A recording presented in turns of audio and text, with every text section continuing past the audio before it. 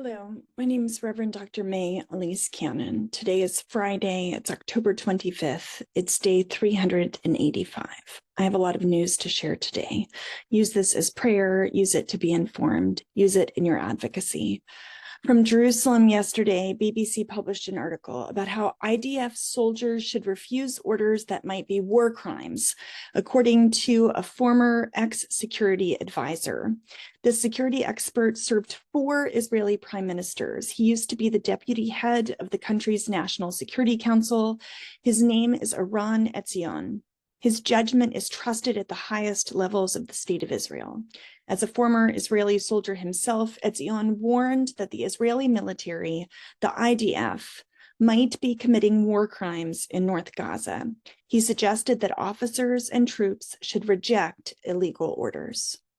This week, more than 2,000 Israelis signed a letter that was published in The Guardian. It was translated into 11 languages, asking the international community to use every possible sanction to, quote, save us from ourselves, end quote.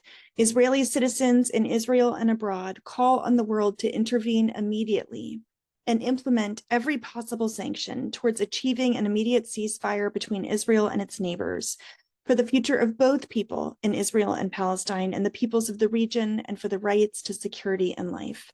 The people who wrote the letter, signed it, described themselves as many veteran activists against the occupation, motivated by our love for the land and its residents, and we are concerned for their future. The specific actions that the letter highlights includes true international pressure, ending arms supplies, ending economic and security partnerships, scientific and cultural collaborations, and withholding international support in order to pressure Israel to agreeing to a ceasefire. Just a couple miles from Gaza, the pro-settlement group TOP and Israeli politicians gathered earlier this week and claimed their visions for the future. Ben-Gvir, the Israeli minister, said if we want it, we can renew settlements in Gaza. He said he would encourage voluntary transfer of the Palestinians living in Gaza, that they would be moved out of the territory and that it would be returned with Jewish settlers. And then at a Simchat Torah celebration in Sderot on Thursday evening, far-right finance minister Smotrich said to those present that with God's help in a year, they could be celebrating the festival of Gush Katif in the settlement block in Gaza that Israel had disengaged in 2005. Actions from Israel's military in North Gaza and the rhetoric coming from influential far right led to an urgent plea from the Israeli human rights group B'Tselem, who declared this week that the world must stop the ethnic cleansing of northern Gaza. And just days away from the American presidential election, GOP nominee Donald Trump offered Israel his backing in its wars against Hamas and Hezbollah, even as his campaign also seeks Arab American votes. Trump told Netanyahu in a call this month that he should do what he has to do. Negotiations over ceasefire and hostage release deals are set to resume in Qatar in coming days. It's not clear whether or not Hamas will participate in the meetings. The heads of CIA and Mossad are set to attend. A Hamas delegation did meet with Egyptian intelligence officials yesterday to discuss the situation in Gaza. And Israeli authorities said yesterday that a Hamas commander was killed on Wednesday in an airstrike and that he was employed by UNRWA.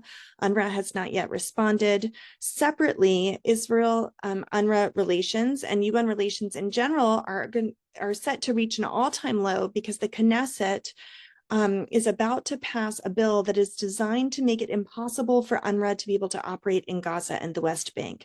This is a huge deal. The deal would prevent UNRWA from operating, and there is not yet any alternative for the distribution. UNRWA distributes the vast majority of aid in Gaza, and there's no alternative yet set that would take its place. The first bill would ban the state authorities from having any contact with UNRWA, which means UNRWA wouldn't be able to get permits to be able to get in and out of Gaza, especially with the Rafah border closed. The second would effectively prevent the organization from operating in Israeli territory. It would revoke the 1967 exchange exchange of notes that provide the basis for its activities. Without coordination with Israel, it would be impossible for UNRWA to work in Gaza and the West Bank. Jerusalem would not issue entrance permits. That's a very, very big deal. So we're watching the Knesset vote in that regard. At least 17 people were killed, 42 wounded in an Israeli airstrike on a school-turned-shelter at a refugee camp in Gaza yesterday. And the health ministry in Gaza reported 38 people killed and dozens wounded in an Israeli attack on Khan Yunis. 13 Israeli soldiers have been killed since Wednesday in fighting in either Lebanon or Gaza. Their names were released today in Haaretz. And I've talked a number of times about concerns that the Israeli military has not honored protections against journalists and international media.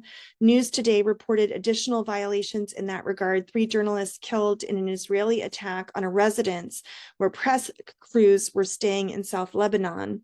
The Lebanese Ministry of Health and a Hezbollah-aligned news outlet reported today. Separately, the military Israeli announced the deaths of 4 reservists who were killed in combat on Wednesday. That was 4 of the 13 that I just mentioned. At a conference in Paris, world powers pledged $1 billion to alleviate Lebanon's humanitarian crisis and bolster the Lebanese army. Some 70 government delegations and 15 international organizations attended, although a limited U.S. presence dimmed hopes for a swift end to hostilities. And so once again, the world is asking, the U.S. talks about an immediate end, talks about diplomatic responses, but where are they? 70 government delegations and a limited U.S. presence, a sign that perhaps the Biden administration is laying low prior to the elections, perhaps. Iran is preparing for war with Israel, but hoping to avert it, having witnessed the decimation of its allies in Lebanon and Gaza, according to Iranian officials. And Russia provided Yemen's Houthis with targeting data as they attacked Western ships in the Red Sea. It's been reported. Analysts say that this shows Russia and the Kremlin seeking to tie the U.S. up to get them involved in the Middle East. The U.S. has said they're going to send $135 million in aid to Palestinians in Gaza and the West Bank, according to Blinken. And I wanted to close today by telling the story of Shaban al-Dalu. This young man was broadcast in a video as he was burned to death in mid-October, right after an Israeli strike on the hospital that stoked criticism from Israel's allies and highlighted the plight of the people trapped in Gaza. His story was highlighted all over international news. There was a New York Times article talking about how he dreamed of escaping Gaza as the world watched him being burned alive. His mother talked about how he memorized the Quran as a young boy, rose to the top of his university class. He wanted to be a doctor. He was killed the day before his 20th birthday in a tent next to Al-Aqsa Martyrs Hospital in Deir al-Balah in central Gaza, thinking that their family would be safe because hospitals are illegal to target, according to international law. His father tells of the horror of the moment. I could see him sitting there. He lifted a finger and was praying, referring to the Muslim Shahada, a creed of faith recited upon birth and death. I called out to him and said, Shaban, forgive me, son. Forgive me. I can't do anything. The father had just rescued 2 of his other children.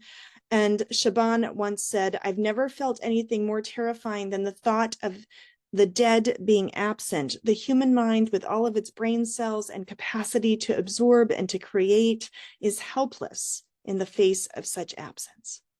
Those who now face the rupture of Shaban's being gone and his absence recall a young man far wiser than his years, whose ambition and energy seemed boundless, who made everyone his friend.